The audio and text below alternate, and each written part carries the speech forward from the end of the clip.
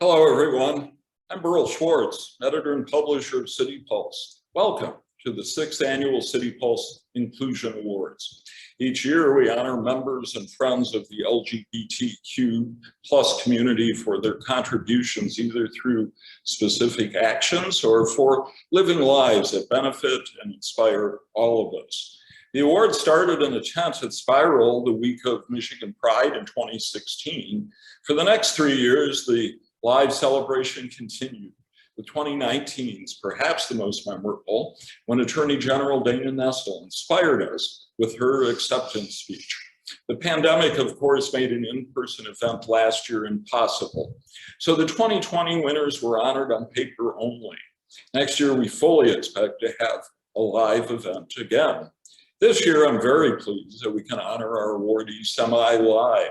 This production was the idea of the journalist activist Todd Heywood, who goes back a ways to the Prism Awards in honoring folks in our community. If you were around Lansing in the 1990s and 2000s, you may well have attended those annual awards dinners.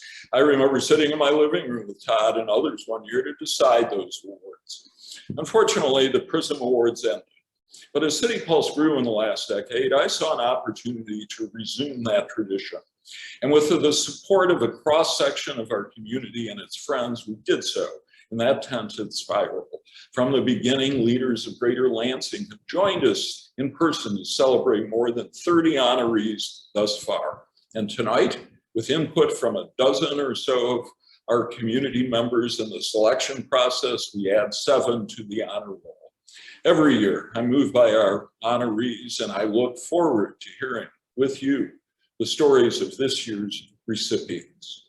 My sincerest thanks to Todd, without whom there would be no awards this year, who has overseen the entire process almost single-handedly from nominations through the production of the program you're about to see.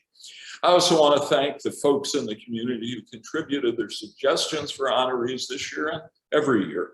To videographer Malik Brown of Lansing Made for his assistance this year. To Kathy Holcomb of Absolute Gallery for once again providing the actual awards, which are framed photos of the honorees on the cover of City Pulse. To our senior staff writer, Lawrence Cosentino, who has once again profiled the honorees in print, and those profiles appear in the June 30th issue of City Pulse. To Professor Tim Ratzlaft for his local history lesson you'll see soon, and more about which you can read at length in a series of articles in City Pulse that have run throughout Pride Month. And finally, to our 2 co-hosts this year, State Senator Curtis Hertel of East Lansing, and the inimitable Delicious. And now, on with the show.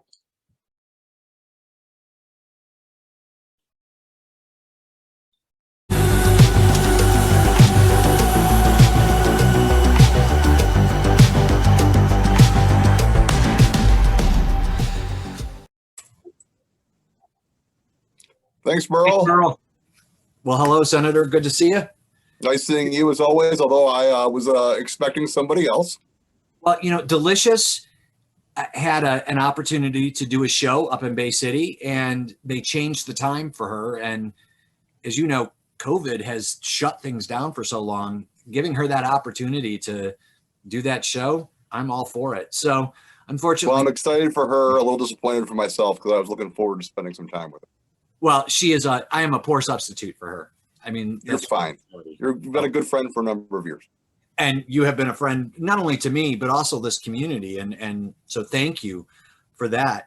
So tell us a little bit about you, because there may be some folks watching who don't know who Curtis Hertel is. Yeah, Curtis Hertel, state senator from the 23rd district. I work for all of you. I've been in the Senate now for 6.5 years. I have a year and a half left. I'm not dead yet, although several people are lining up to carry out the coffin. And I'm just really excited to be part of this award ceremony. I've been part of it so many times. I've been able to present awards so many times. I wish we were in person. I know that as we're coming out of this pandemic, many communities have been affected in terrible, awful ways, but I look forward to being able to see people, hug people, and just have a conversation with them again. And we're looking forward to that as well. But you know, when there's a pandemic out, you got to be careful. And, thank God it's slowing down. As you've seen the numbers, I mean, I think we're ticking the lowest numbers since the very beginning of the epidemic. Yeah, we're on our way out of the tunnel, which is great. And that being said, the inclusion awards usually are pretty in a tight room together. And because of that, I could understand why we have to do it virtually one more year. But I hope my last year in the Senate, I'll be able to be part of the inclusion awards next year, and I look forward to that. Well, I hope so as well. So, just so that folks who don't know who I am, I'm Todd Heywood. I'm a freelance journalist. I've been involved in the community here in Lansing for more years than I prefer to admit. I think it's going on 32 years now of public activism here in this community. Started when he was 8. Say what? Started when you were 8. Yes, that's actually I was 6, but Okay, who's counting? But I'm glad to be here, and again, I'm a poor substitute, but unfortunately, I was the last person that was available when we made the phone calls. So y'all are stuck with me.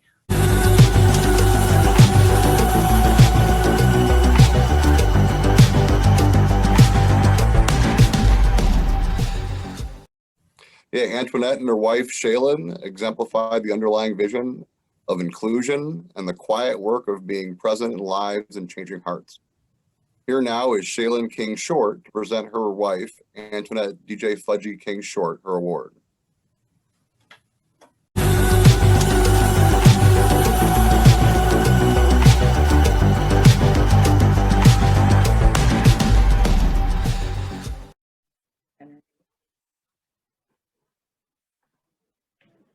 Hello there. My name is Shaylin King Short, and I have the pleasure of introducing Antoinette King Short for the Inclusion Prism Award this year.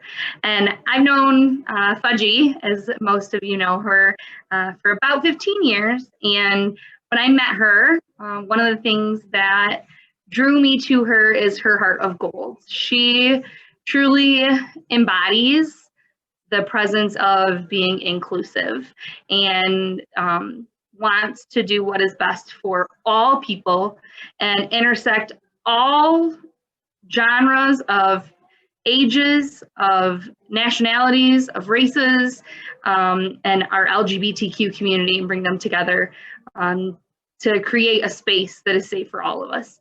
And so I am blessed to be able to present for her this year, and blessed that she has been a part of my life and shown me what love is and what it looks like when giving back to a community.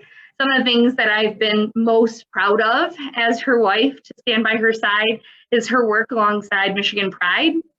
And on the board for Michigan Pride, she did a lot of really amazing work with the LGBTQ youth, creating spaces where they could have dances and proms.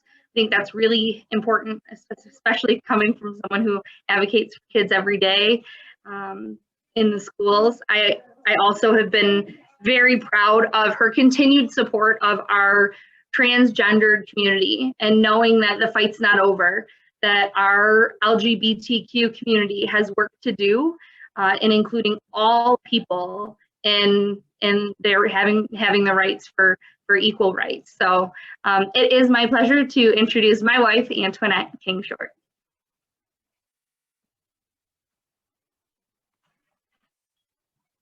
Hi. So first and foremost, I would like to just say that I am honored to receive this award. I, have said in the past that, when working and doing the community work that we've been doing, that I'm not there yet. We haven't done enough, but I am honored, and I will accept this award. But I'm not going to stop continuing to do the work that we do and to work in the areas that we see fit and see needed. First and foremost, I'd like to thank my wife, Shaylin King Short, for continuous support. We work as a unit, and anything I start or any projects or anything we see, you know, we bounce it off each other, and we absolutely work as a unit. So she is, as we like to say, she's my ride or die. She's my why, and blessed to have the support of not only her but our children as well, and the love and support that I feel from them, and that drives me, so that they have a great future. And if they do happen to come out, or their friends are coming out, you know, that generation feels like they're able to do it, and with love and accepting, and pretty proud parent. So also to my parents, my parents instilled a discipline at a very young age, and I'm very happy and proud of my parents, and that love for others and for people to feel included. I'm going to do that again because that fell down. I want to thank my parents. My parents instilled early on the need to make sure that all are, you know, equal and loved and accepted, and you fight for the underdog, and you fight for that person that is being bullied or needs help. So I thank them. I was a kid from Flint, born and raised, and came to Lansing to go to school, Michigan State undergrad. And so I've been an implant here ever since. I love this city, and I love our community. However, we do need more focus on including everyone and fighting for everyone that's in our community. I'm pretty proud of what we've done so far. My work with the Michigan Pride organization and community center, with our LCC group, and with the foster, we do child and family charities. We also work with them and foster parents. I'm sorry, just a second. It's okay. We have been fostering with child and family charities for the last 6 years, and we've had about 25 kids that have come through our doors, and teenagers who were as well questioning, and that are a part of the LGBT community. And you know, our main goal going into fostering was to make sure that kids knew that they had a safe space. I cannot emphasize on that enough. They need to know that no matter what, we've got their back. And when they walk through those doors and when they leave those doors, they will always be a part of our pack. So we're pretty proud to say that we're still in contact with a lot of our kids and a lot of our teenagers. And we continue to support and let kids know that they have a safe space. So our doors are always welcome. So pretty proud to do that. And let's see what else. That's pretty much it. I, you know, just on a road here and there, DJing, getting back going with the weddings and things like that, and supporting events that are going on within our community. So pretty excited to get back to work and to continue to help out and support and be here. So yeah, I think, thank you so much. So honored. I'm so honored, so blessed, and I happily accept this award. And thank you so much. Just know we're not done yet. So looking forward to seeing what comes.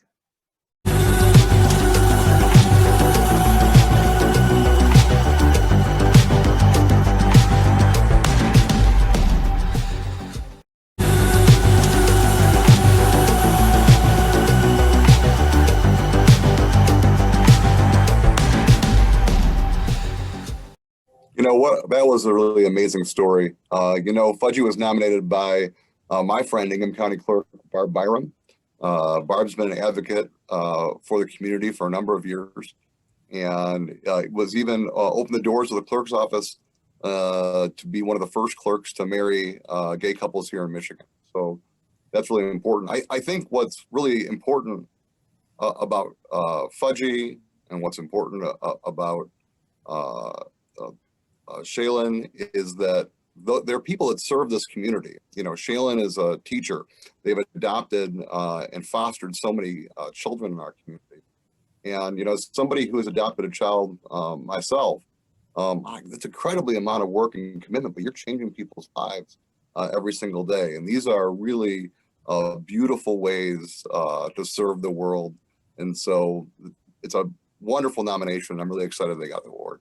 Right. Hey, Barb wanted to co-host as well, but unfortunately she's not unfortunately for her, but unfortunately for us, she's actually spending some time with her extended family. And so she made a little video for us. Shall we play that? Yeah, absolutely.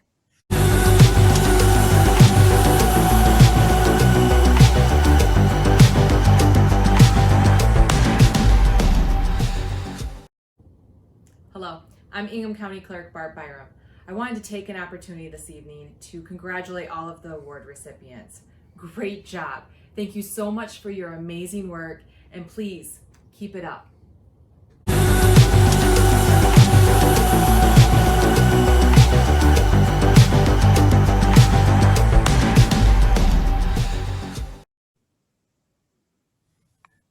That was cool of Barb to do that video. Absolutely, yeah. Tell me a little bit about politics, Senator. How are things going as in the minority there in the state Senate? Well, it's different when you have such a strong governor that I get to work with every day. So she's doing such a great job of running the state and keeping people safe. She saved thousands of lives during the pandemic. And now we're working on getting Michigan to roar out of that pandemic. And I'm proud to serve with her every single day. So, politics is really difficult sometimes. And speaking from experience as an openly gay guy in office, it is not something that I look forward to doing again, ever, to be honest. I've gotten my rejections. I got the message. The voters don't like me. But our next nominee, our next honoree, has stepped up to the plate and is running for Lansing's 2nd ward. Her name is. Go ahead. I think it's fantastic. Harvey Milk said that coming out was the most political thing that a person could do. And this is absolutely another great representation of that. I think that the reason why the gay rights movement was the largest, quickest social change in American history was because of people's courage to be who they are and live who they are. And so to have Oprah Revish, who is running to become one of the first queer persons of color to serve on the Lansing City Council, who's running right now, I think that that's just fantastic. And we need more people from all different backgrounds to run for office. It can't just be, middle-aged cisgender white dudes like me running politics. I agree. Oprah is gonna have her award presented to her today by Nick Royal, who won an inclusion award just last year. So let's take a look at that. We'll see on the other side.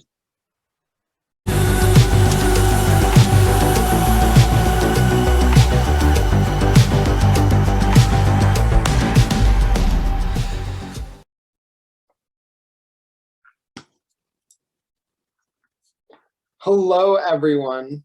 So my name's Nick, and I use he, him, his pronouns. And I am with one of my dear friends, Oprah. And it's really my honor to introduce her. Oh gosh, I'm going to start again. Hello everyone, my name's Nick. I use he, him, his pronouns, and I'm with Oprah. And it's really my honor to introduce you all to her. She's one of my dear friends, and I consider her a mentor. And I can think of no one who deserves recognition for her amazing work more than her. Oprah supervised me when we both worked at what's now the Gender and Sexuality Campus Center at MSU. I learned so much from her. We had an amazing time working together and supporting queer and trans youth, both in the MSU community and then the Lansing community at large. She has focused her work on supporting LGBTQ people in a lot of different aspects of her life. But a consistent thread is she centers really those with multiple marginalized identities within the queer and trans community. She's an advocate at heart and cares about investing in her communities, whether that's working at MSU as one of the co-directors of Lansing Salas Center, or she's running for a position on City Council representing Lansing's 2nd Ward. And it is with a heart full of pride and love that I introduce you to Oprah. Oh my gosh, thank you. I know, right? Just create our own applause. Yes. Thank you so much for those kind words. It has been an honor to work with you and get to know you and just be your friend and family. I really appreciate you. So I'm Oprah Drenell. I use she, her, hers pronouns. And I am incredibly honored to receive this award. It's one thing to be nominated. I was like, oh, that's cool. It's an entirely different thing to win. So thank you. Audre Lorde wrote, when we speak, we are afraid our words will not be heard nor welcomed. But when we are silent, we are still afraid. So it is better to speak. I'm a person who has anxiety. I'm an introvert. Speaking to large crowds terrifies me.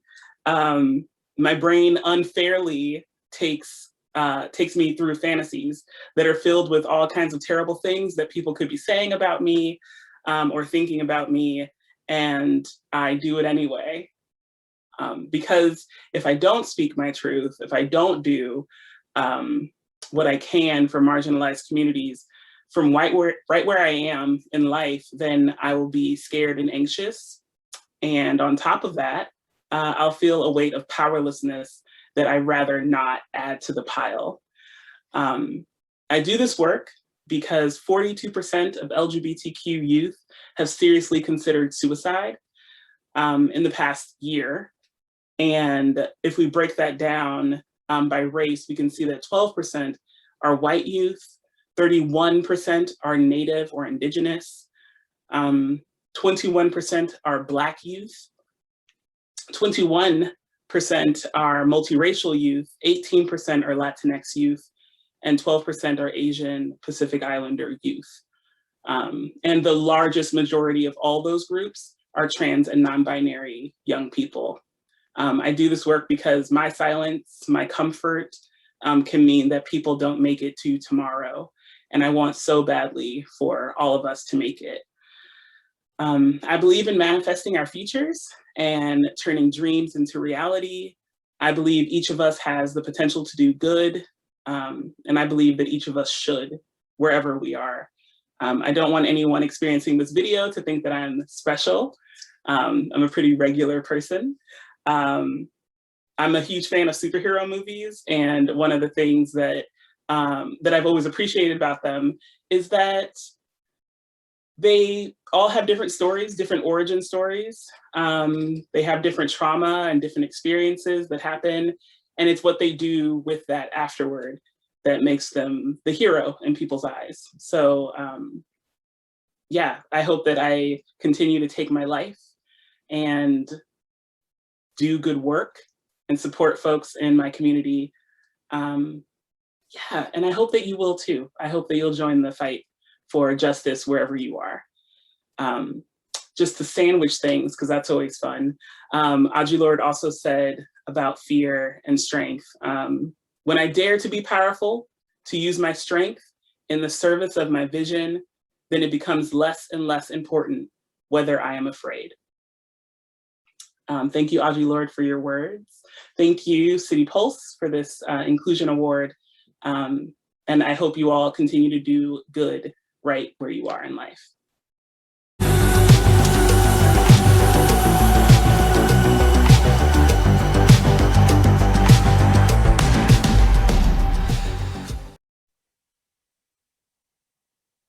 Wow, that was so much fun to watch Oprah and Nick chatting like that. It's so cool for them. Yeah, very, very exciting.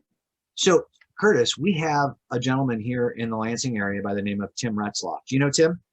Yes, we've met before. So he's a professor at Michigan State University, and he has a PhD in history from Yale, believe it or not. And He's much smarter than both of us, Todd. probably both of us times two.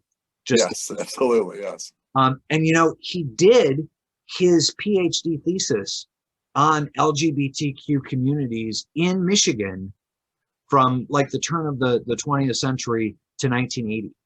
He literally helped us understand more about queer history, particularly in the greater Detroit area, than anybody. And he has some questions that he'd like folks to think about as we think about history. I mean, as you know, history is a big deal. You're getting some pushback all across your Yeah, right now we have a bunch of senators in Lansing trying to whitewash history.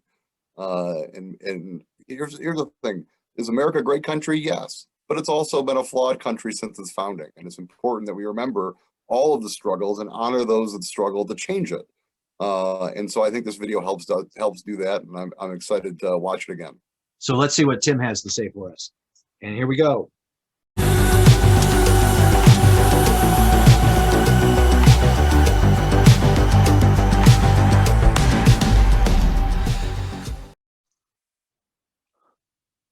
A few questions about our LGBTQ plus past. How important is it for us to remember that Pauli Murray, a founder of the National Organization for Women, a friend to Eleanor Roosevelt, and a tireless advocate for racial justice, dressed in male attire in her youth and had romantic relationships with women? What does it mean that the chairman of the Detroit Congress of Racial Equality in the early 1960s was a gay man who lost his brother in the Detroit 1943 race riot? Do we know, should we know, that Bayard Rustin, the organizer of the 1963 March on Washington, was a gay man whose arrest on a morals charge was denounced on the floor of the US Senate in an effort to discredit the civil rights movement? How should we understand the pioneering annual pickets of Independence Hall from 1965 to 1969, which featured white, middle-class, cisgender demonstrators? How should we understand that the participants in the uprising against police at the Stonewall Inn in 1969 were a decidedly different demographic, namely Black, Puerto Rican, and white, drag queens, street youth, and butch dykes?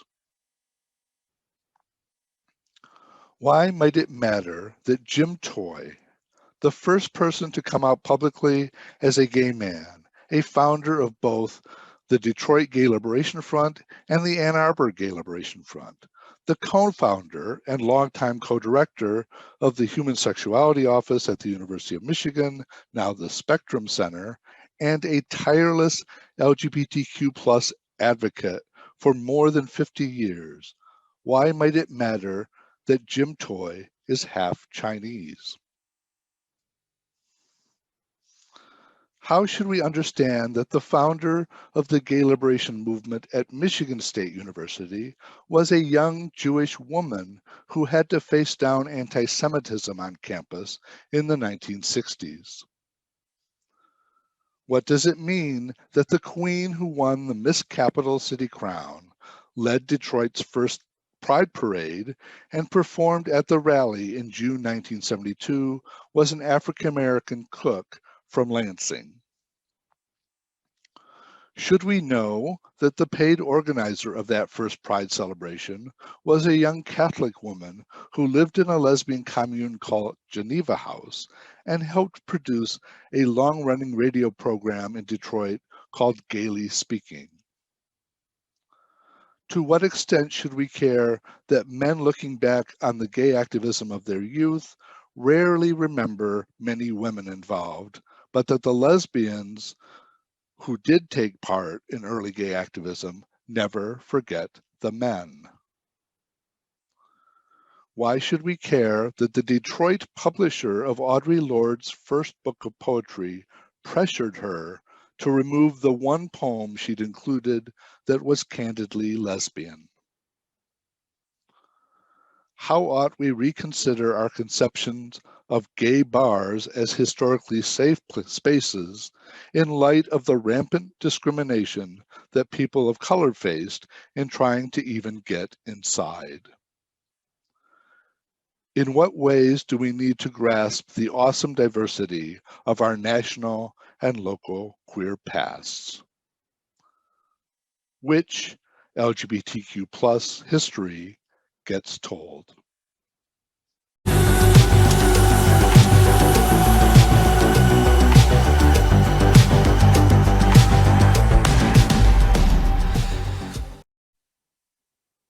That was really awesome. Thanks, Tim, so much. Really amazing. Hey, Curtis, did you know that our next two honorees are educators? Yeah, that's wonderful. You know, I mean, educators have been through a lot this year. And certainly schools are sometimes the only safe place that many people have. And, you know, that's why I'm working so hard on suicide prevention legislation and anti-bullying legislation in the state legislature. But at the same time, we as politicians have a greater role to play sometimes, and that's by leading by example. And what we've seen recently is Republicans in the legislature go after transgender kids who are playing sports. These, I want to remind you, are the same politicians who, when sports were shut down last year, talked about how sports are important and how important they are to kids and how not having sports increase the risk of suicide. And for them now to take the kids that are most at risk for suicide and attack them from the floor of the state Senate, I got to tell you that there's a special place in hell for any politician that would do that. You know, that whole let them play movement that the GOP drummed up and rounded out, it was sad to see that when kids got to go back to play, which was awesome, that people still ignored the mask rules. And as a result, we had multiple COVID outbreaks directly related to basketball, to other sporting events. That was really disappointing to me, and it was hurtful. Absolutely. And then you have these same people who said that was so important, that let kids play. How about let all kids play? Right. You know, at the end of the day, sports are supposed to be about building people and who they are, giving them confidence, a lot of things, but they're not. High school sports aren't supposed to be about winning as the only thing or any of those things. And what they're, you know, making this into is just really disheartening. And knowing that we have kids that are seeing who they are being attacked on the floor of their own government really is very sad here. So I'm glad that we're getting to honor really great teachers who are part of the community and trying to make it better for gay, lesbian, transgender kids in our community. You know, our first nominee is actually an immigrant, and her name is Oligonia Troitsky, and I probably just mispronounced. I'm really glad that you got that one. I was sitting here trying to figure out how we were going to say it, so I'm glad you got it. And she had her friend and fellow teacher Kate Baker do the presentation of this award. But Alyona, thank you so much, and Kate, thank you as well. And let's check out that video and that award.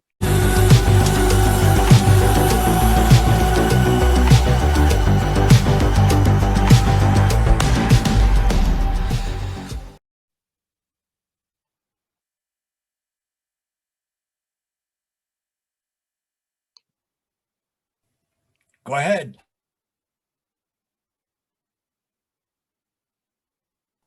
You can start. We might have lost Kate. She's frozen.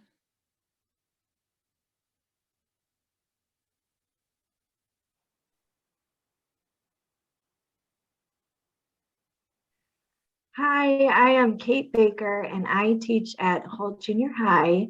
And I am here this morning to recognize and celebrate a dear friend of mine and colleague, Oligonia Troitsky, who is an exceptional leader in our building and a hero to me in so many ways. Alona and I have known each other for over a decade now.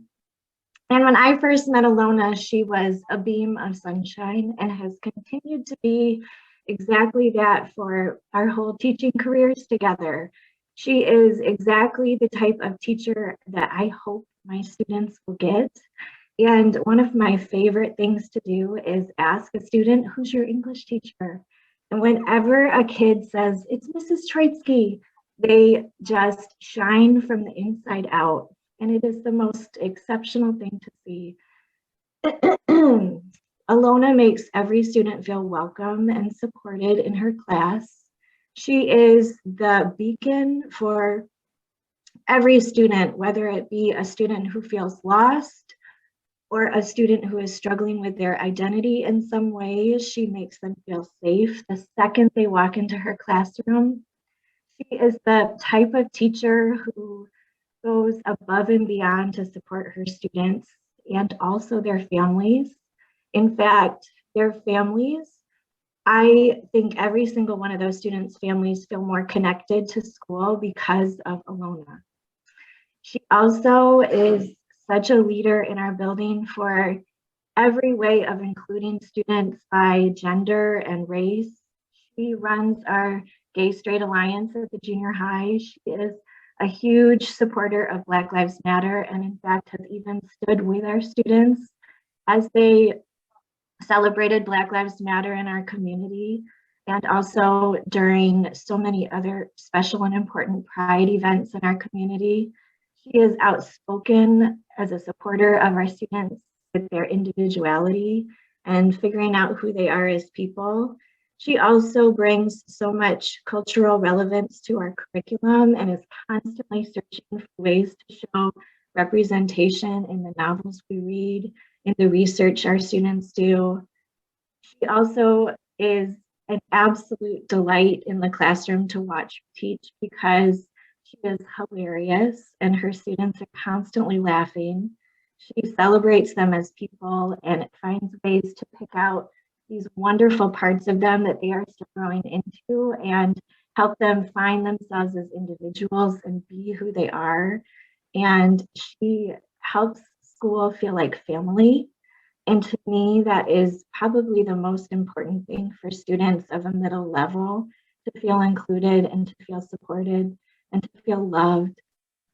She inspires me every single day, and I am so grateful to get to work with her and to be her friend, and I love her so dearly, and I cannot think of another person on this planet more deserving of this wonderful celebration and award. I'm so thankful for you. Wow. Okay, Kate, I'm gonna have to compose myself. I'm getting very teary-eyed and FYI right back at you. So I am so honored for this recognition. I wasn't looking for it.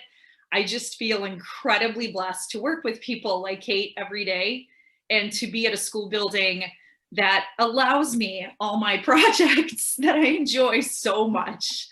Our goal, it's not just my goal, I think our goal is to have a culture of acceptance and kindness. And that can be a much loftier goal than I think might appear on the surface. And I'm so proud of the camaraderie that the students show. I'm inspired by my students. So yes, I'm definitely, I show up and do my best, but I can't do that without that love and commitment from the students. I actually wasn't going to mention this, but you just reminded me how the summer of 2020, it was actually our GSA group that organized the Black Lives Matter demonstration here in Holt. And first of all, what a blessing how many of them showed up, right, at a pandemic, and they were like, oh, we'll wear masks. And I have to tell you, at first I was trepidatious for many reasons, you know, worrying about their health, worrying about how people might react. But they're like, no, Ms. Troitsky, you said we have to come together. Like, oh, I did say that, didn't I, at some point?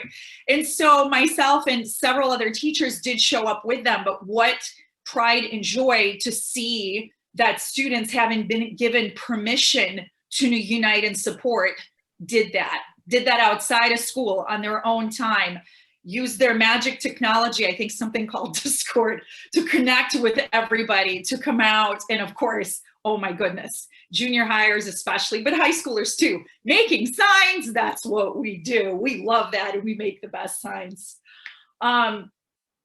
Also, another moment that comes to mind is children supporting each other within the building at all the different levels, specifically for our GSA club, the keyword there being an alliance.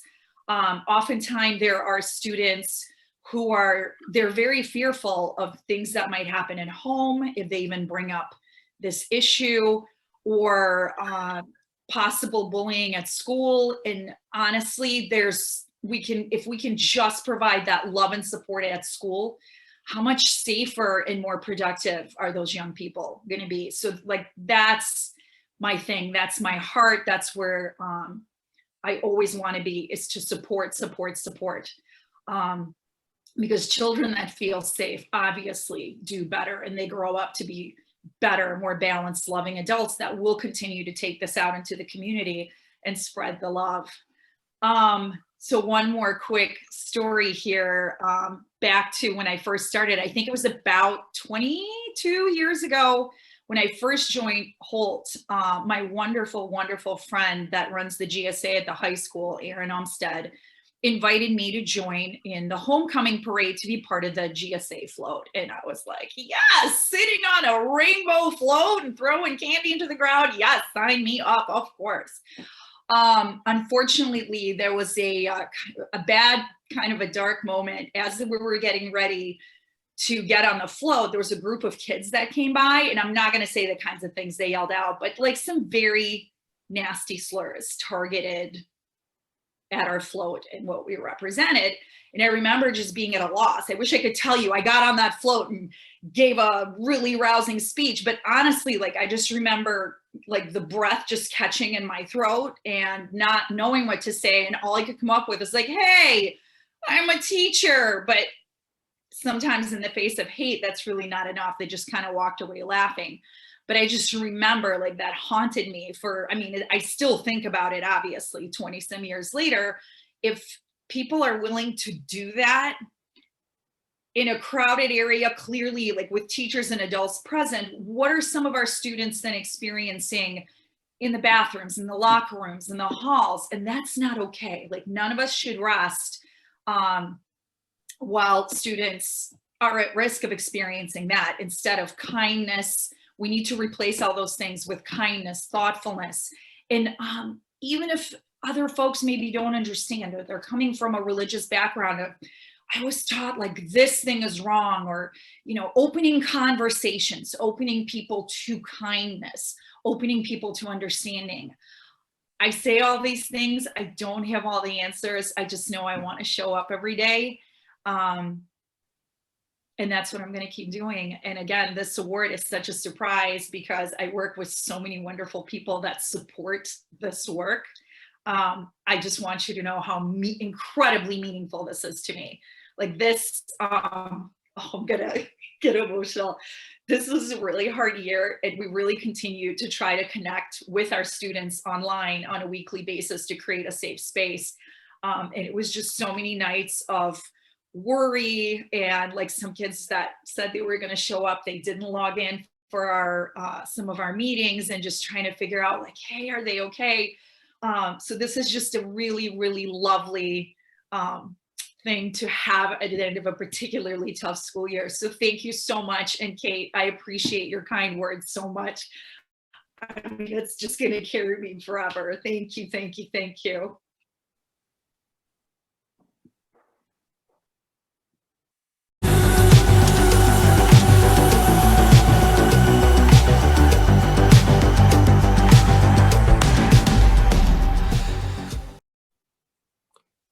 You know, I really want to thank Miss Troitsky. what Miss Troitsky. Ms. Troitsky, yes. Just for a beautiful story.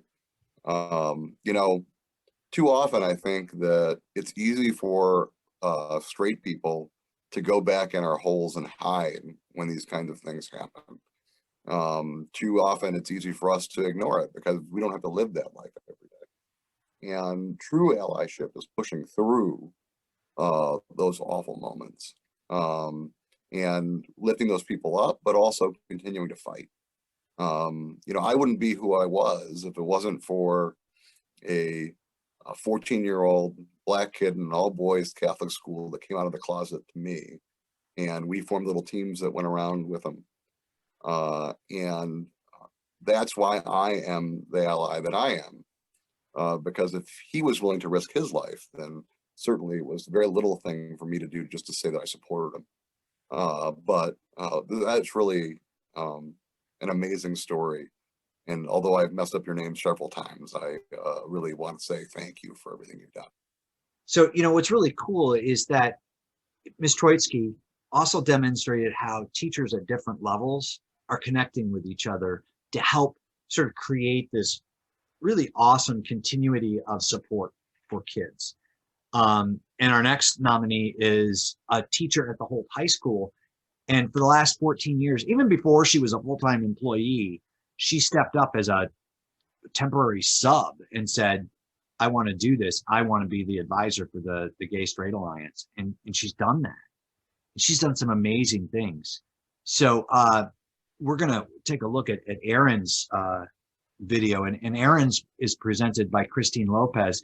And I should note that Christine was board secretary for the LCC Board of Trustees just about the time that I was elected to the Board of Trustees. So I had an opportunity to catch up with her as well, which was kind of awesome. Fantastic. So let's take a look at this.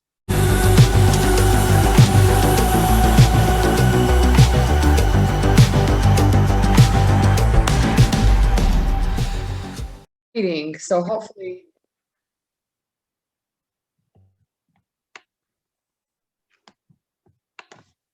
I am so honored to present a 2021 City Pulse Inclusion Award to my friend and colleague, Erin Umstead.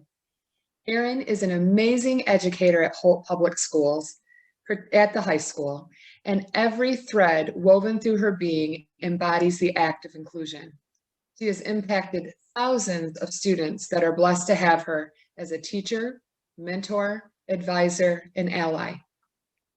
Students who have never felt included walk into her classroom and find that Ms. Umstead celebrates and creates an inclusive, supportive, and loving environment for all. Over the years, I've heard many students share that for the first time, they feel loved and accepted and find confidence and self-worth in themselves because of Ms. Umstead's inclusive, nurturing, and love teaching style.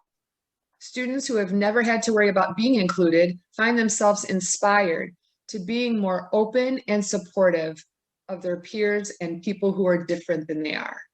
Erin gives every single student what she refers to as school-appropriate love as they walk into her classroom every day by giving each of them a sticker.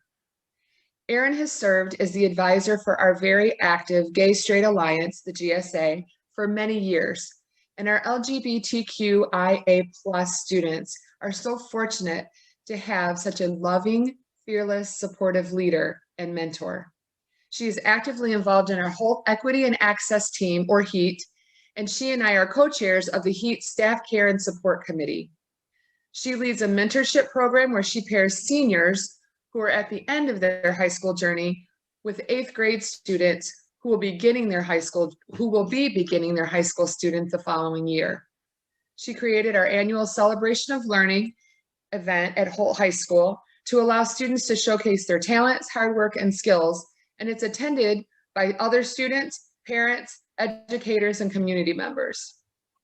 Also attends multiple school and community-related events to support her students and colleagues. I cannot think of anyone who is more deserving of this honor.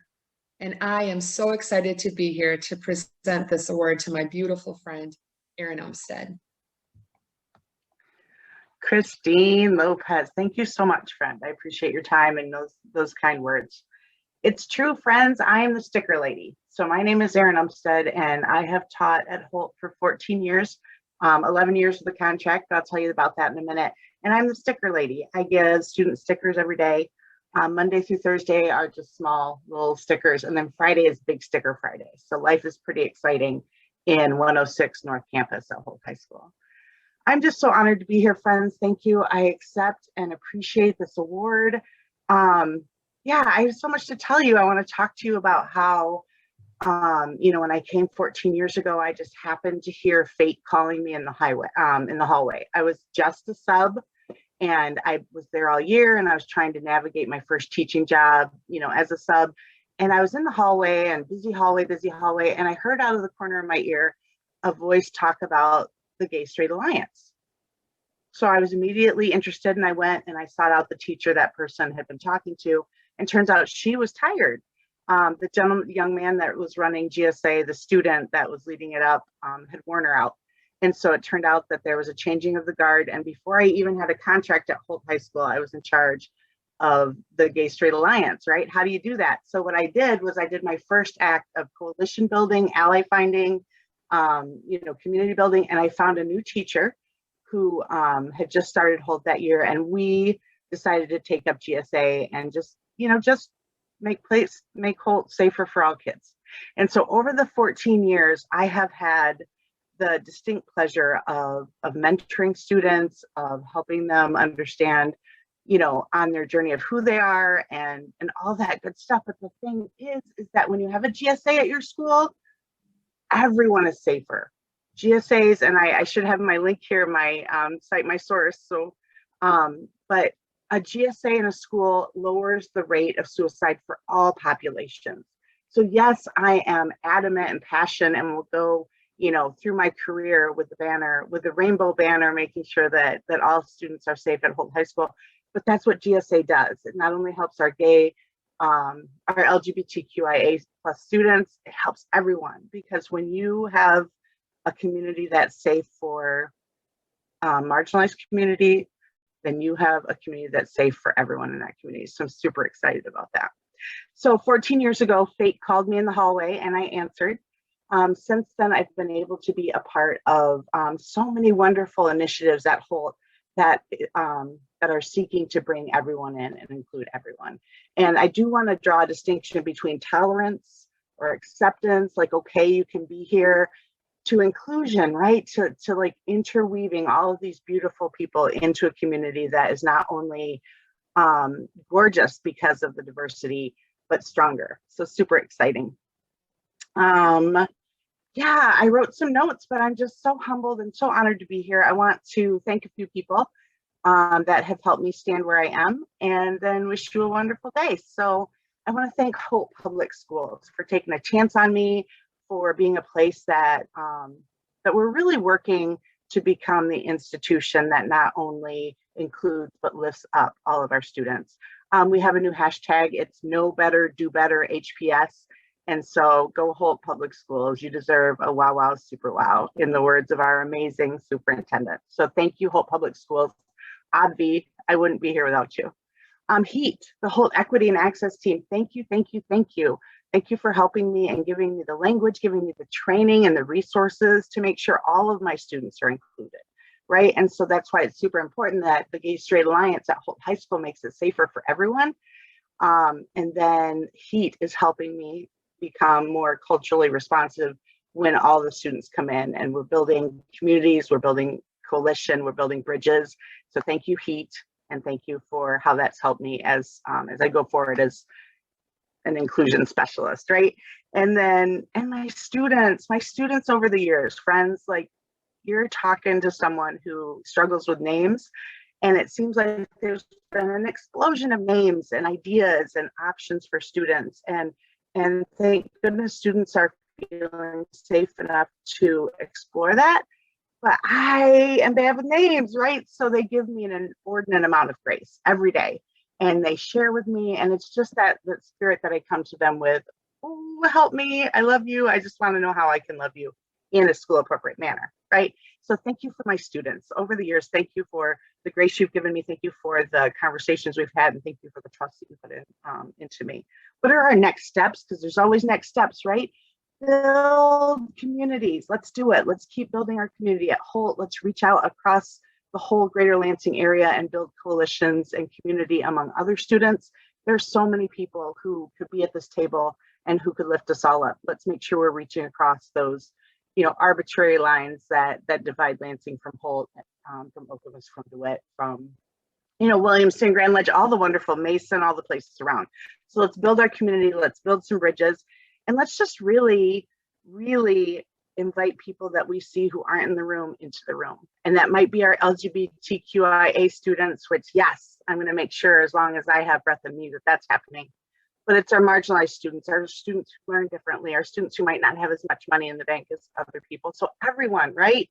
And I'm not sitting here to tell you that, I don't at all want to say, downplay any of the things that are going on right now, the important movements that our students and that we get to be a part of as we know better and do better. All right.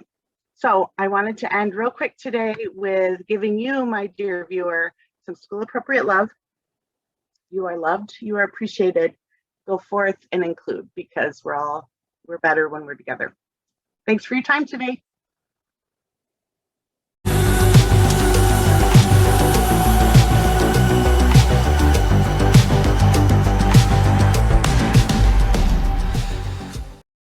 Sorry. Look, the budget is not as important as these folks that we're honoring tonight. Oh, no. Of course, that's true. But record funding for education is important. So, we're in the process of negotiating that right now, and that's something, especially when we're talking about teachers, the most underpaid, underthanked, hardest job in Michigan. These investments are incredibly important. So while we're shooting this, we're also in budget negotiations at the same time. I don't usually wear a tuxedo for budget negotiations, but it's important that I'm there representing the people of this district and the people around the state. Well, and I think folks like Erin and Ms. Troitsky, thank you immensely for your advocacy on their behalf. I mean, education has been one of your key issues for years. Listen, I got 4 kids in our public schools. Anyone who tried to teach their kids through Zoom over the last year knows how hard a teacher's job is. And so I think while I've always known it, my grandfather was a teacher. It's why my family went into public service, was because my grandfather went back to school and became a teacher. I think we all have a better understanding of what teachers go through every single day. And this state has made it one of the hardest states in the country to be a teacher. So I'm really, the fact that these people are so inspiring and being willing to not only come to work, but come to work and do great things while they're there and change people's lives is really amazing. And do extra work. I mean, these folks are advising groups after class, that they're coming in early in the morning and leaving late in the night. I mean, it's astonishing. So thank them, and thank all the educators who are out there every day. It's amazing to me. Absolutely. I suspect in your budget negotiations, you're seeing your friend, Senator Jeremy Moss. Yes, Jeremy Moss is a good friend. He is the first out gay member of the legislature. Out gay member of the state Senate in history. Right. And he's pretty awesome. He's done some pretty cool stuff. But, he is not the only out lawmaker or official in the state right now. We actually have another history maker. Yes, the first statewide officer in Dana Nessel, who's doing just a fantastic job. I'm lucky. My first term I served with Bill Schuette as our Attorney General, who stood up to nobody, especially corporations, didn't stand up to protect Michigan's people. Rick Snyder as governor, who rolled over every single time to the hardcore right whenever they tried to push nasty agendas. And now I get to serve with Dana Nessel, who is, I think, just an amazing public servant, really is in the spirit of Frank Kelly when it comes to the Attorney General. She is the people's lawyer. And that really is a huge change for me. And great senators like Jeremy Moss, who has a ton of courage and is a great fighter. And although he would say himself, he's not the first gay member of the Senate. He is certainly the first one to be able to say it out loud. And that is a huge thing for the community and for the state. Absolutely. So, you know, he and Dana Nessel, Attorney General Dana Nessel, did this really fun Pride Month video. And I think we're going to show it. How about that? I'm excited to see it. Let's get some rainbow flags going. Here we go.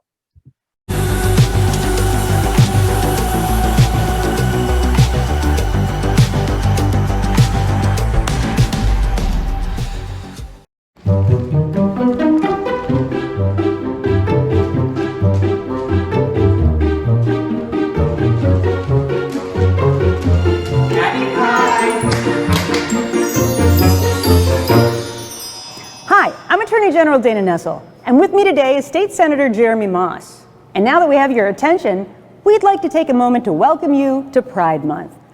As Michigan's first openly gay Attorney General in the history of our state, it's an honor for me to represent the 10 million Michiganders in our state. Jeremy, what does Pride Month mean to you? Thanks, Dana. As Michigan's first openly gay state senator, Pride Month has become even more significant for me as I work to raise awareness about the LGBTQ+ issues in the state of Michigan and in the state legislature. For state of Michigan employees, there are simple ways that you can raise awareness for Pride Month and advance inclusion in the workplace. For example, you can learn more about Pride Month. Now's the perfect time to take a moment and learn about the history of Pride Month. Make pronouns a priority.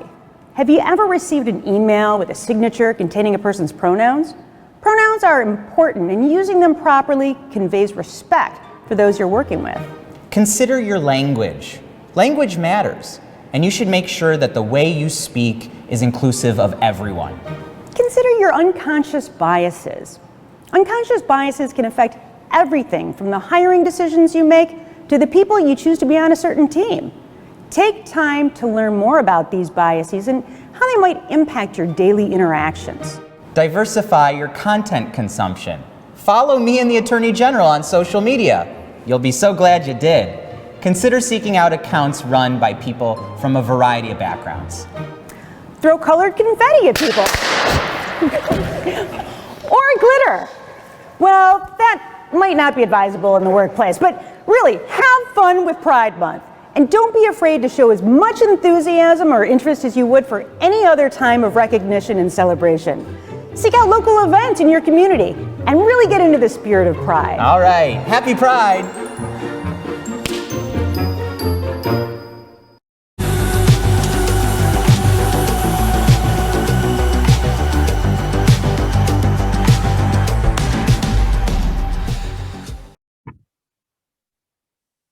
That was a lot of fun. Just remember, using people's pronouns that they ask you to use is an act of respect. It's like calling somebody by the name that they say they want to be known as. Just basic, decent human respect. Who knew? So here's another thing. You sit in a seat that another really important politician for the greater Lansing area sat in. Verge Bonero. Okay, one who hasn't been accused by multiple women of sexual harassment. Yeah, no, I am proud to serve in the seat that Gretchen Whitmer held. She has always been a tough act to follow. I hope I've done her some justice, and I'm proud to work with her every day when she's governor. Oftentimes, she's needed some tough defenders in the House and Senate because she's under attack always, to the point of even having her life and her children's lives threatened. But she never stops fighting. She's always a warrior. And I'm really proud to have Gretchen Whitmer as our governor. You know, I am too. And she has been such a phenomenal supporter of the LGBTQ community and those of us living with HIV and at risk for HIV. I can't sing her praises enough. And she has been really amazing through this entire pandemic in standing up for what she felt was right and what the law she felt said she could do. Absolutely. You know, I couldn't be prouder of our own governor, our own area governor. Yeah, So she's our governor. I know that some people like to refer to her as my governor. She's our governor. She has really been a great governor for the people and has saved thousands of lives. What I always tell her, the hardest part of what she's done is that we'll never know next year who's at our Thanksgiving table, who's at our Hanukkah table, who's at our Christmas table. That wouldn't have been there if it wasn't for the tough decisions that she made. And the hardest thing about politics is that you don't get to see the other side of it, right? You don't get to see the disaster it would have been if she hadn't done what she had done. And so for me, that is the, I hope that she has an understanding of the massive amount that she has done for the state of Michigan, even in the face of awful attacks. yeah, she's great. And, you know, I think she's going to join us right now. So let's take a look at what she has to say.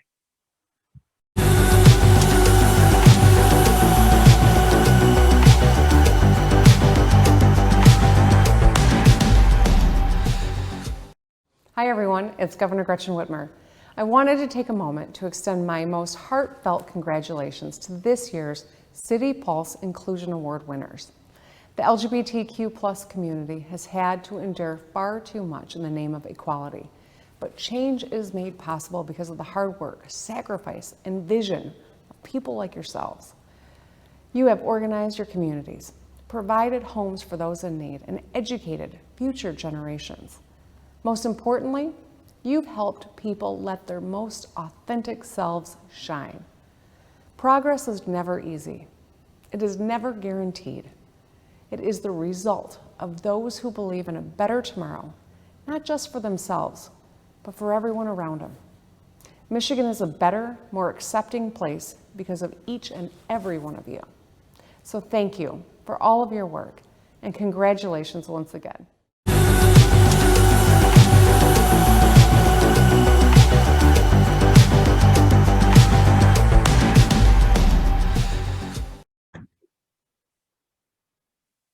Thank you, Governor Whitmer. That was fantastic. I really appreciate you. And hey, Senator, so Governor Whitmer held that seat that you're sitting in. Virg Bernero held that seat that you're sitting in, and they both ran for governor. Are you running for governor next? Well, we have a great governor, and I assume she's running for re-election. I look forward to supporting her. So, no, you know, that's a nice dodge. Come on now. Listen, if you're asking me if any time in my life, I guess it's possible, but I just believe that in politics, if you work hard and you do the right things and you fight for people, opportunities come. I love public service. If you told me tomorrow that I could serve in the state senate for the rest of my career, I'd be happy. You know, it really has been the greatest honor of my life. And I think that it's a small enough group that you can be very effective and you can still do the grassroots part of politics that I love. You know, going to meetings, looking people in the eye, knocking doors, talking to people. Those things are important. And so, you know, I'm not going to rule anything out on during the awards here, and the awards are certainly not about me. But I'll find some other way to serve the public. I have no interest in money, and so public service is really, the fact that someone pays me to do what I get to do every single day is truly an honor. You know, speaking of the amazing things that you've done, you've been a county commissioner and the Register of Deeds, and you also had an opportunity to meet and work with our next honoree. Do you want to give us a little intro into him? Yeah, no, Doak and I, when I was the chair of the health committee for the Ingham County, we worked together. And, you know, it's really important that we honor people that have been involved in public health. we've really learned the importance of people in public health this last year.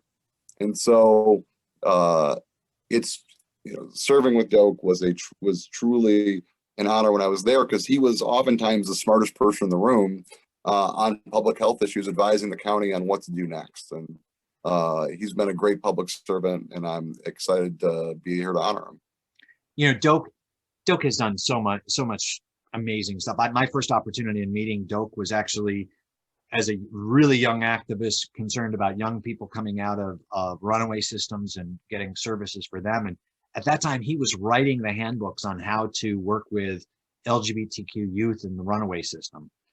It's amazing. He went on to then, early on, he was one of the founders of the Lansing Area AIDS Network. This is 40 years now since the beginning of the recognition of this pandemic that has killed so many people. And Doak was there at the beginning and helped step up.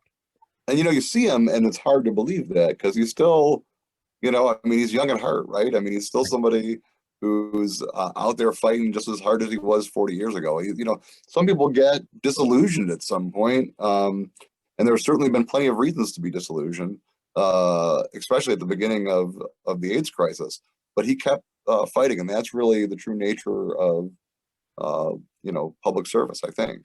And I think part of this too is he's taken that experience of being the other, the queer in the room, and really dug into othering in America in multiple different ways, whether that's sexism or racism or, economic inequality, and has really worked hard to help build sort of the social justice systems that we look at health through at Ingham County. He did that with my friend, and I think she's your friend as well, Dr. Renee Kennedy. Absolutely. What a wonderful champion for public health.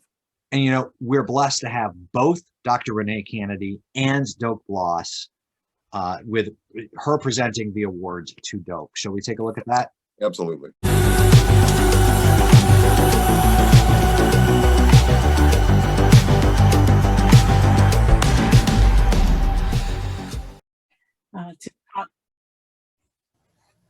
Try again. So, okay. What a joy it is to be with you today. I always like to say that Doak Bloss and I are polar opposites. He's male, I'm female. He's white, I'm black. He's married, I'm single. He's gay, I'm straight. He's agnostic, I'm Christian. I can go on and on and on. But I tell you, when you are deeply passionate about justice and advocacy and relationship, opposites can attract, and in our case, they absolutely did attract. Most people think Doak's primary talents are theater and facilitation. Doak is actually in the construction business. He is a builder of bridges, and his materials are truth, compassion, vigilance, and power. Doak is also in the demolition business, deconstructing racism, deconstructing homophobia, and deconstructing oppression. He sees weaknesses and flaws in the foundation of our society and our community, and he works passionately to eradicate them. He's both deeply deserving of this award, but at the same time, he has no need for this award. His motivation is not recognition. He simply does what he does. It is absolutely who he is. And if I can invoke the South African principle of Ubuntu, I'll close with saying, we see you, Doak. We honor you today, and we honor you always. Congratulations, my friend. Renee, thank you so much for those words. You would think that we actually rehearsed this together and I knew what you were going to say, but I didn't. But I'm about to say some really similar things. I'm really honored and humbled and grateful to get this award. I don't know why I'm getting it. Honest to God, I don't know what I've done lately to deserve it, but I am totally proud and grateful for it. For a while now, my mantra has been everything and its opposite are true. it's a difficult concept to get. It hit me one day that was the revelation that kept showing up in my head, and I didn't have words for it. Everything in the opposite are true. Contradiction, or I think try to resolve. If I apply that to it and try to understand it, it gets me to a place of honesty and truth. And one simple example, the whole LGBTQIA plus thing. It's a good thing. It's a good that we have all these letters lined up together to show solidarity amongst those of us who are in minorities that are based on sexuality or gender, that we have each other's backs, that we recognize each other and care for each other and love each other and are with each other. It's also a very bad thing because it makes all of us, it robs us of our individuality. I'm a G, I'm not a T, and so, and the idea that we're all lumped together kind of supports the notion that is gratifying to the straight white male heterosexual privileged majority that we're just this thing that's different from you. So it's both a good thing and a bad thing. Everything in its opposite are true. In enacting this lately, what I've been learning lately in my life comes from the theater in a way. As an actor on stage, you have to have objectives. You want something. You have to go for something on stage with the script. And when I'm trying to connect to somebody now, trying to get into a relationship with them, trying to include them and also understand them, these are my two objectives. I want to understand you. I want to understand you. And it's not a fake want. How did you get to be the way you are? Especially if you're someone who's different from me. If you are someone who, for religious reasons, hates gay people or has a feeling toward gay people that we're going to all, die in some dire, damnation, I want to understand how you got there. I don't want to shut that out of my life. I want to understand it. And I want to be understood. That's the other objective. I don't necessarily want to be understood by you because that's your business, but I want to be understood. I want to be able to say clearly, simply who I am, how I got here. And I think if I can do those two things in my interactions with people who are different from me, especially, I can find a way into this future where, or somebody can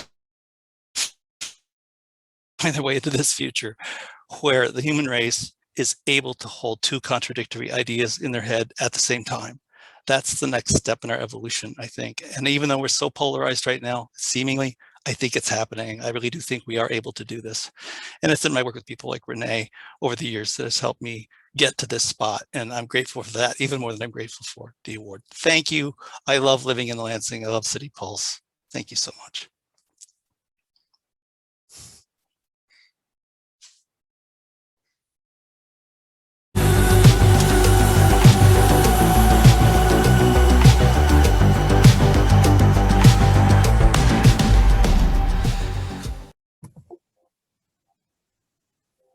Aside from the Runaway Youth Network that Doak used to work for, that I connected with him on, I also saw his play My Shape Accidental at LCC, which was a beautiful exploration of confronting HIV. It was done on the main stage and directed by my friend and also probably one of my greatest mentors, Penny Owen. In fact, Penny really gave me an understanding of what Shakespeare should look like and feel like when it comes on stage. And our next nominee, I had the honor of casting as Romeo when he was 15 years old. Romeo and Juliet. We did out on Meridian Township. And I was impressed with him then, but boy, has he really gone far. Yeah, I mean, he went from there to study theater at Carnegie Mellon. Yeah. Then he went into the New York theater scene. Yeah, his first show, by the way, was Romeo and Juliet in Central Park. Amazing. And then, so like, it's almost like you're, 2 degrees of separation from Central Park. There we go. And then he starred on the stage and small screen. He including a scene with Glenn Close and the television series Damages.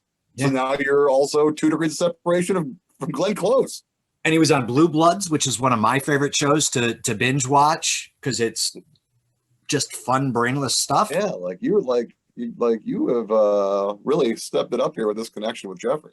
And then we're been presenting the award is another Okemos High School graduate, Tessa Canine. Tessa's a lifelong friend of Jeffrey and has an impressive list of accomplishments of her own. She worked with the Obama campaigns. She was a deputy director for Elizabeth Warren for her campaign. She has degrees from Princeton and Harvard. I mean, in the last 2 minutes, we've covered Carnegie Mellon, Central Park Theater, Glenn Close, President Obama, Elizabeth Warren, Princeton, and Harvard. I mean, if this is not a star-struck, pretty impressive awards show tonight, I don't know what have we ever had this much amazing connections in one show? I don't know. I mean, it's pretty amazing. But here's the other thing that's really amazing. So Jeffrey joined us by video from his apartment on the Upper West Side of New York City in Manhattan. And Tessa joined us from the middle of the Atlanta airport. Literally hell. No kidding. The Atlanta airport is literally hell on earth. I mean, so if you've ever been there, it's the worst airport in America. Just lots of buses and hard to get your flight. But it is, so we've literally went from New York City to hell on earth during this place as well. And with amazing people, though. So let's take a look at their video, shall we? Yes.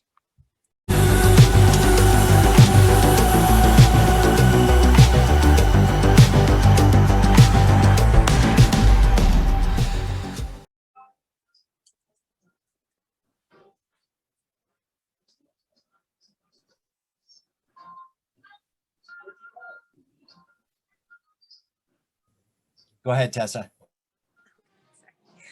I am so deeply honored to present the City Pulse Inclusion Award to my dear friend, Jeffrey Omura. There is no one who I think of more than Jeffrey. When I imagine words like inclusion, heart, humanity, honesty, and love. I have known Jeffrey for almost 30 years. In Michigan, we went to MSU's lab preschool together. We went to high school together, homecoming, our first political rally, and he has always been such a North Star to me of clarity, of justice, and of welcoming folks from every walk of life. He is such a star in my heart.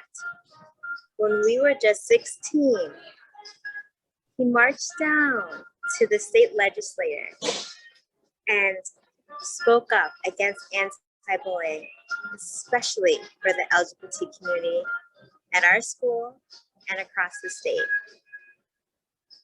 Across his lifetime, everything that he's learned from Michigan has led him to do such incredible work, to be an advocate, to be a leader, to combine his beautiful identities. His parents, who are graduates of MSU and deans of MSU, beautiful Japanese American family coming together and understanding how do we all learn from each other, listen to each other, lean on each other. I've learned so much bearing witness to him and his family and understanding how to operate in a place of deep love, of deep understanding, and making strides to allow people to operate with more empathy, with more grace, and most of all, more solutions. Jeffrey has gone on to not only be a loving heart, but a deeply, deeply effective person, not just in Michigan, but across the country. As a national labor leader, as a political in New York, from Pittsburgh to LA, to Michigan, to New York City, he has brought communities together. He has given voice to the voiceless. He has listened and learned and informed so many policies. And it's just such an honor to be able to celebrate him, to celebrate all of the awardees, and to share that he is a continuing rising star who has taught me so much about being more inclusive, about being a deeper advocate, a better ally, a better person, a better human. And I'm so proud that the City Pulse has chosen to honor Jeffrey. So thank you so much for honoring not only my friend, but a friend of the community for your award. Well, thank you so much. I'm so touched to be honored in this way by the City Pulse, and I'm honored to have my dear friend Tessa Kanene here. We, as she said, we grew up together, and she very much helped form me as a human being, helped instill the values that I still hold dear today. So thank you, Tessa, for being here. And I wanted to thank Todd Heywood, because Todd was one of my first mentors. We met when I was 15, and he helped me find my voice both as an artist and an activist. And in fact, it was Todd who asked me to go to the state capitol and testify before the state legislature in support of anti-bullying legislation. And it was him as a role model, both as an openly gay man, an openly HIV positive man, and one of Lansing's greatest political activists that inspired me to go on to a lifetime of activism. And it was, we were so lucky to have come from, to have grown up in Okemos, in the mid-Michigan Lansing area. That is, it was really an ideal childhood in many ways. And I was struck a few years ago when the New York Times published some demographic data of all of the major metropolitan cities in the entire country. So you could see at where different racial groups lived. And if you take a look at New York City is one of the most segregated cities in the entire country. And I was curious what Lansing looked like. And so I pulled up the map of Lansing. You couldn't find any racial neighborhoods. As far as the data showed in this New York Times map of Lansing, it's an entirely integrated city. And I think that really helped inform the way that I grew up understanding race, understanding different cultures, understanding people. And it's not to say that the mid-Michigan area doesn't have its own issues with race. It certainly does, but we have a very different relationship to it than almost anywhere else in the country. And so I'm incredibly grateful for the opportunity to grow up in a place like that, where we were surrounded by people who looked like they came from all over the world. And with Michigan State University right there, they actually did. It's a university that attracted some of the greatest minds from all over the place, including my parents who both went there. My father retired as a dean of the MBA program at the Broad School, and Tessa's family was also affiliated with the university. I've got to go back to one story when Todd cast me in a production of Romeo and Juliet, and that was my introduction to Shakespeare. And I remember on the opening night of the show, he mentioned to me that someone from the community had written in to the township, because the production had been produced by Meridian Township. And someone had written in to complain that the township was sponsoring a production that had cast an Asian actor in the role of Romeo, because Romeo shouldn't be played by an Asian. And that was really my first time encountering some kind of such a stark racial discrimination. And it, of course, as you can imagine, I'd come across that many more times as I began my career, my professional career as an actor here in New York City, although it was never quite as overt as that. But when I started out my career here in New York City almost 15 years ago, it was a very different industry where it was very difficult to get a job if you looked like me. And so I joined with many other Asian American theater artists, people from all backgrounds to come together and work towards creating a more inclusive and diverse industry. And because of that work, by the work of many people, many groups, we now have Asian American actors starring in almost every major Broadway show. We have movies like Crazy Rich Asians and Minari, where anyone in the country can go to the movie theater and see Asian Americans starring on screen, which is absolutely game changing because representation really matters. Growing up, I didn't see Asian American faces in TV or in movies, and when I did, it was always in the role that I never wanted to play. And now we get to see them in roles that glorify or at least paint a complicated and nuanced picture of what it means to be an Asian American. I got my start in labor organizing here in New York City through a campaign called Fair Wage on Stage. I was working at one of our great theater companies, not making enough money to live on a union negotiated salary.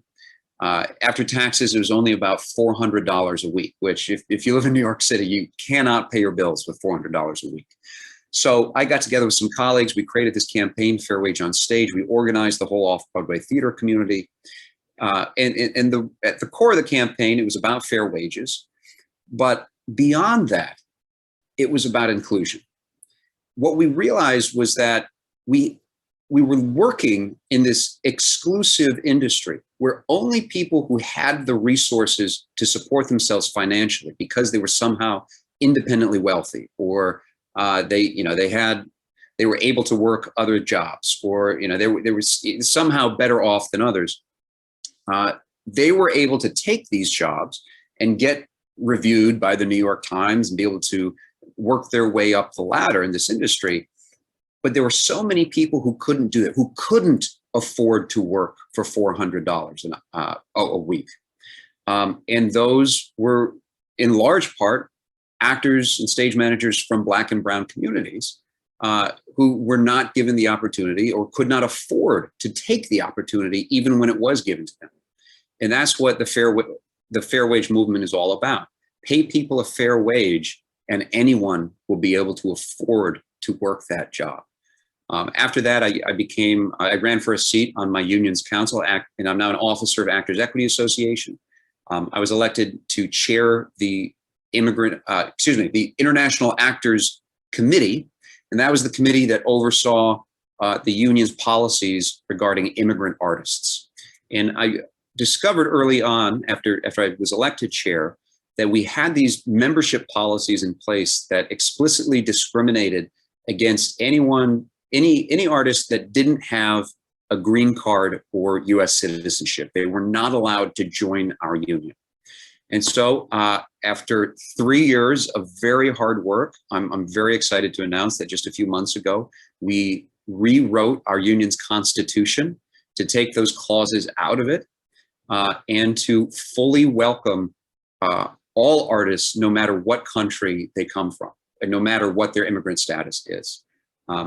That's my proudest moment so far as an officer of the union, that we have blown the doors wide open and said, you are welcome. You are welcome. You are worthy of fair wages and safe working conditions and good benefits, just like any other worker in this country. I'm incredibly proud of that work, and the work continues. And I just finished a campaign for New York City Council. Unfortunately, it did not go the way that I wanted, but the message of the campaign was that arts matter. And then after this pandemic, arts are the way that we are going to rebuild this economy.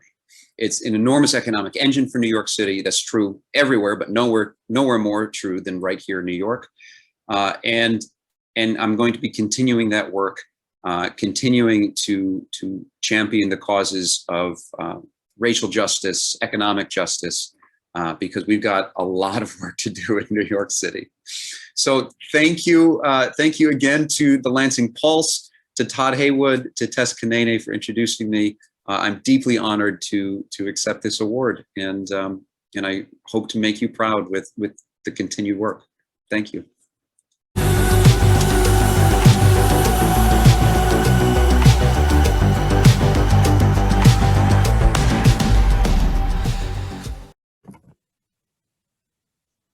Now you can see why I'm incredibly proud to call Jeffrey a friend. Absolutely. And also, how did you get such great sound quality out of the Atlanta airport?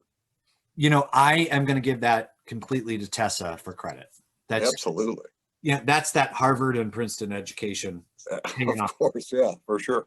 So, you know, those are our honorees tonight. And what a fantastic night. You know, I mean, it's different being on Zoom, but I'm glad that we did it, and I'm really honored to be part of it. And we got just honored just really amazing people in and from our community, and it's inspiring, and I hope it builds people up for these next fights that we're going to have to go through, because we know there are fights ahead of us, but every year it gets better, and that's really what this is all about, is making the world a little bit better and trying to end you know, the attacks that happen on our community. And I'm so proud to be part of this, and excited that you had me. Thank you.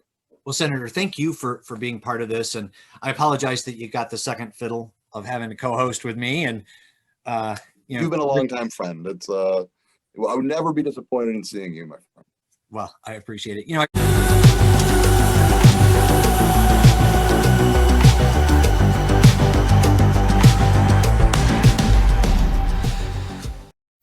Hi, everyone. Todd Heywood here.